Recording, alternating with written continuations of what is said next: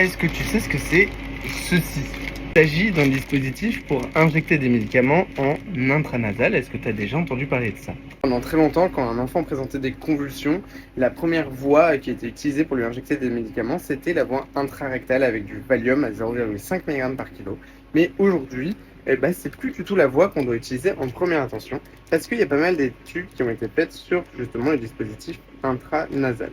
Via cette petite seringue, on peut injecter pas mal de médicaments, du midazolam pour les convulsions, du fentanyl pour la douleur, notamment pour les brûlés, mais également de la kétamine. Justement, avant, on utilisait plutôt la voie intrarectale ou la voie intramusculaire, mais aujourd'hui, quand on peut éviter de mettre des choses dans les fesses des enfants, on le fait. Et aujourd'hui, on n'a plus d'excuses puisqu'on a ce petit dispositif qu'il suffit de commander et on utilise des toutes petites ampoules d'Hypnovel, donc de midazolam. Et la seule chose qu'il faut respecter, c'est de maximum injecter 0,4 ml par narine.